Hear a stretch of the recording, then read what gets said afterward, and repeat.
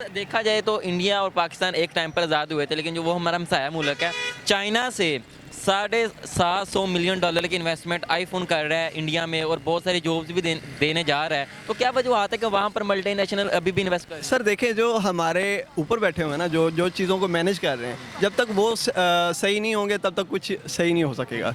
जो बड़ा है वो बड़ा होता जा रहा है और जो छोटा है वो दबता जा रहा है। जब तक ये चीज़ें सही नहीं हो सकती तब तक कुछ भी नहीं सही हो सकेगा। ऐसे मेन क्या देख रहे हैं दोनों में? इंडिया को ही आप टारगेट कर लें। यार हालात कुछ ऐसे हैं कि हमने ना उन लोगों को आगे किया हुआ है, उन लोगों को कि जो खाने वालों में से हैं, खिलाने वालों में से नहीं है। हालांकि इनके पास इतना पैसा है, ये पाकिस्तान में लेकर आए तो यकीन करें ये इंडिया है तो क्या इस साथ वाले मुँह मालिक भी हम पीछे छोड़ दें। तो हुक्मरान कोई आपकी नज़र में अच्छा पाकिस्तान में? यार अभी तो फ़िलहाल नहीं, कोई भी नहीं, सारे एक जैसे ही हैं। हुक्मरानों के साथ अवाम ठीक कर रही है, मतलब कि अवाम अपना किरदार निभा रही है? यार जो ना हुक्मरान केला कुछ भी नहीं कर सकता, ठीक है ना। जो नीचे के लोग हैं हम कुछ भी नहीं कह सकते, हमें नहीं पता कि इमरान खान ठीक है, नवाज शरीफ ठीक है, वो बेशक ठीक होंगे, लेकिन जो निचला तबका है ना उनका, वो ज़्यादा करप्शन वगैरह कर रहे हैं, इसलिए हम किसी को फ़िलहाल कुछ कह नहीं सकते।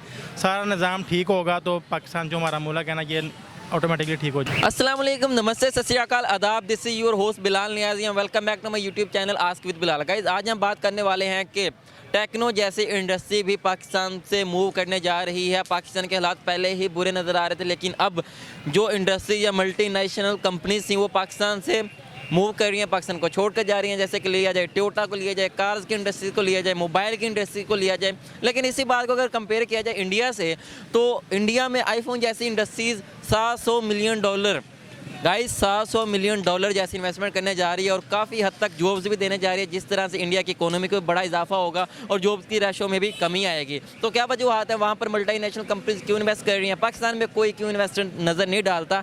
आइए जानते हैं पाकिस्तानी वहाँ से, मेरे साथ रहिएगा।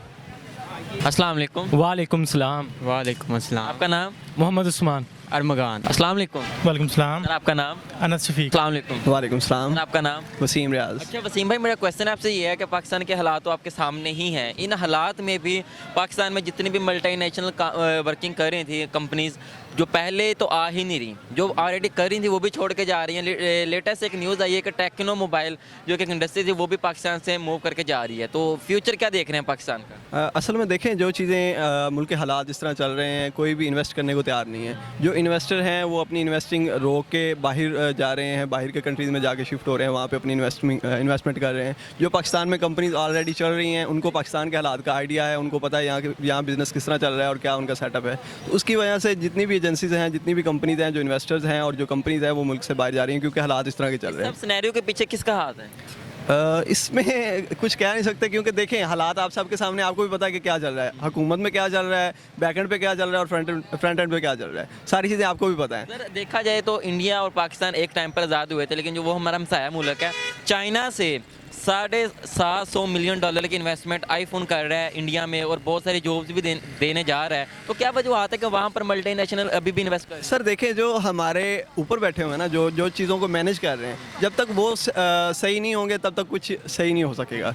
जो बड़ा है वो बड़ा होता जा रहा है और जो छोटा है वो दबता जा रहा है। जब तक ये चीज़ें सही नहीं हो सकती तब तक कुछ भी नहीं सही हो सकेगा। पाकिस्तान का फ्यूचर यही है कि सारा आप देख सकते हैं, जो हुक्मरान है सारे आपस में लड़ी जा रहे हैं और आवाम बेचारी गरीब आवाम पिसी जा रही है, उनको कोई पूछ नहीं रहा। असल मकसद जो है यार, बाहर से जो इतना कर्ज़ा ले लिया हुआ है कि उसके अलावा वो कर्ज़ा भी नहीं दे रहे कि पहले हमारा वापस करो। जो हुक्मरान है वो अपनी सिर्फ सोच रहे हैं, आवाम का नहीं सोच रहे, इसलिए कोई हमारी इमदाद भी नहीं कर रहा है, इसलिए बहुत मुश्किल हो रहा है। वही मेरा ख्याल है जो श्रीलंका में हाल हुआ था ना, वही हाल होने वाला है। तो इससे पहले कि अगर हमारी आवाज़ पहुँचती उनके तक, हुक्मरानों तक, कि बंदे बन जाए, नहीं तो फिर आवाम तो निकलेगी। क्यों जी? मेजर डिफरेंस देख क्या रहे हैं कि आप कोई यहाँ आके इन्वेस्ट नहीं करना चाह रहे या कोई थे वो छोड़ के जा रहे हैं? बिल्कुल यही बात है ना कि वो जो पैसे इन्वेस्ट कैसे करें, उनको कोई अच्छा नई निज़ाम मिल रहा, तो इसलिए वो इन्वेस्ट नहीं कर रहे ना कि हमारे पैसे डूब ना जाएं। इंडिया और पाकिस्तान एक टाइम पर आज़ाद हुए थे, ऐसे ही है। लेकिन आप इंडिया को देखते हैं कि आईफोन जैसी इंडस्ट्री वहाँ पर $750 मिलियन की इन्वेस्टमेंट करने जा रही है और बहुत ज़्यादा वहाँ पर जॉब्स भी देने जा रही है। तो वही अगर पाकिस्तान में होती तो पाकिस्तान ग्रो करता। तो पाकिस्तान और इंडिया में इतना डिफरेंस कैसे? यही है कि वहाँ पे अब हुक्मरान जो हैं वो बिल्कुल ठीक चल रहे हैं उनके साथ। हर मुल्क का ऐसी होता है कि हुक्मरान ठीक होंगे तो निज़ाम सारा ठीक चलेगा, बाहर से इन्वेस्टमेंट भी आएगी, सारा कुछ होगा। ये सारी मेन बात यहीं पे ख़त्म होती है कि हुक्मरान ठीक होंगे तो सारा कुछ ठीक होगा, अवाम भी साथ दे तो फिर ही है। खाने पर जो लेने पर जो टैक्स है वो तो है, लेकिन ये डर है कहीं खाने पर टैक्स ना लग जाए। आप किस पैकिंग करवाएं या घर लेकर जाएं या जो भी सीन है, अगर स्टूडेंट है हम तो अखराजात इतने ज़्यादा हो गए कि अफोर्ड करना बहुत मुश्किल है एक स्टूडेंट के लिए, लेकिन जो कमा रहा है उसके लिए क्या हालात होंगे। आपको क्या लगता है इस सारे सिनेरियो के पीछे किस चीज़ का हाथ है? यार ये फैमिलीज़ का हाथ है, समझ गए हैं किन फैमिलीज़ का हाथ है, ये उन फैमिलीज़ का ही हाथ है। कर्ज़े ले लेके इन्होंने अपने पास रखे हैं, बाहर भेजे हैं, अपने बच्चों को भेजे हैं। चले जो भी अल्लाह बेहतर जानता है, किसी को कुछ अच्छा नहीं पता, ठीक है, चले बाकी इनका ही हाथ है। तो अब उम्मीद है इमरान खान आएगा तो कुछ बेहतरी आएगी। हालात किस तरीके से चल रहे हैं, लेकिन अब बड़ी बात यह है कि एप्पल तो एक साइड पे रहेगी ना बात। गूगल है जो कि एंड्रॉयड बहुत हम यूज़ करते हैं, गूगल आईफोन भी यूज़र है, एप्पल यूज़र है, वो भी गूगल को यूज़ करते हैं, लेकिन उनका कोई अदारा नहीं है पाकिस्तान में, अदारा नहीं है। तो फिर वो एप्पल की तो बहुत दूर की बात है, लेकिन यहाँ तक बात है वो वगैरह, अब वो बहुत सी कंपनियाँ जिन्होंने करना ही नहीं चाह रही पाकिस्तान में, हालात ऐसे हैं। तो हमारे इर्द गिर्द के जो माहौल हैं या इर्द गिर्द के हमारे ममालिक हैं वो दिन ब दिन तरक्की करते नज़र आ रहे हैं। डिफरेंस मेन क्या देख रहे हैं दोनों में? इंडिया को ही आप टारगेट कर लें। यार हालात कुछ ऐसे हैं कि हमने ना उन लोगों को आगे किया हुआ है, उन लोगों को कि जो खाने वालों में से हैं, खिलाने वालों में से नहीं है। हालांकि इनके पास इतना पैसा है, ये पाकिस्तान में लेकर आएँ तो यकीन करें ये इंडिया है तो क्या इस साथ वाले ममालिक भी हम पीछे छोड़ दें कुछ दिनों में। खिलाने वाले आए थे पर इन्होंने निकाल दिया, ठीक है, अब इंशाल्लाह फिर आएंगे। अब उसमें देखा जाए तो जो मतलब कि इन्वेस्टर हैं उनके पास जो अभी तक मतलब जो यहाँ पे हमारे यहाँ मतलब कि जब रेट्स बढ़े हैं चीज़ों के, तो जिनके पास पैसा था उन्होंने इन्वेस्ट किया और उनको उससे बेनिफिट हुआ। लेकिन जो गरीब आवाम थी उनको अभी तक उस मतलब वो तो अब पिसते ही गए ना, वो तो बिल्कुल पिस ही गए हैं। लेकिन जो इन्वेस्टर था जो अभी तक बड़े थे, जो मतलब पाकिस्तान के जो मेन होल्ड मतलब कर रहे थे, उनको इससे बेनिफिट हो रहा है, तो वो कमाई जा रहे हैं और दूसरी आवाम रगड़ी जा रही है। बस पाकिस्तान में मेजर डिफरेंस क्या देख रहे हैं इस टाइम पर? अब तो काफ़ी वो, अब तो उनसे हम कंपेयर ही नहीं कर सकते खुद को। सही बातों में अब वैसे तो नीचे से हम कहें कि नहीं जी हम उनसे लड़ रहे हैं, ये वो जंगें चल रही है, लेकिन उनसे हम अपने आप को कंपेयर ही नहीं कर सकते। और कैसे हालात हों कि मल्टीनेशनल कंपनीज आकर यहाँ इन्वेस्ट करें? कौन सी ऐसी कैटेगरीज पे हमें काम करना होगा? बॉस देखें, इसमें चीज़ें यही हैं कि आप जब तक मैनेजमेंट जो है वो फिट नहीं होगी, जब तक चीज़ों को मैनेज करना नहीं आएगा, जब तक मुल्क के हालात को स्टेबल करना नहीं आएगा, तब तक कुछ भी नहीं हो सकेगा। अब अगर प्राइसेस बढ़ रही हैं तो अप ही होती जा रही हैं, कोई चांसेस नज़र ही नहीं आ रहे कि प्राइसेस कम होगी।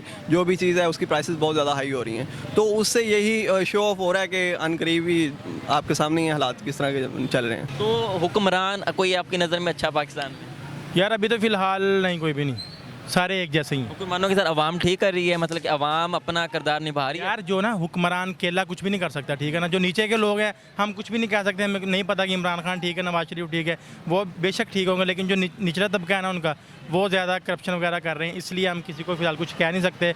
सारा निज़ाम ठीक होगा तो पाकिस्तान जो हमारा मुल्क है ना, ये ऑटोमेटिकली ठीक हो जाएगा। कुछ ऐसी चीज़ें जो आप हुकूमत के अलावा देखते हो इंडिया में, कोई वो दिन ब दिन ग्रो कैसे कर रहे हो, पाकिस्तान में अगर वो चीज़ें रद्द-ए-अमल हों तो ग्रो कर सकता है हुकूमत को छोड़?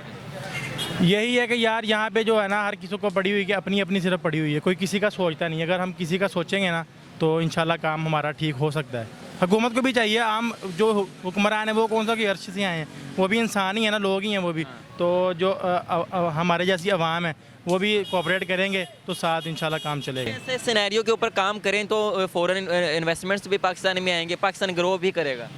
यार सबसे पहले तो जो मेन बात है ना, ये अपनी गवर्नमेंट हटाएं, ठीक है, क्योंकि जब तक ये गवर्नमेंट है जो कुछ मर्ज़ी हो जाए, तरक्की नहीं होनी, तरक्की इनके अकाउंट्स में ही होनी है बस उनके कहने के मुताबिक है। जिस तरह एक आया है वो, अब उसकी बेटी आती है, वो आकर कहती है कि मियाँ जी अपना काम कर गए।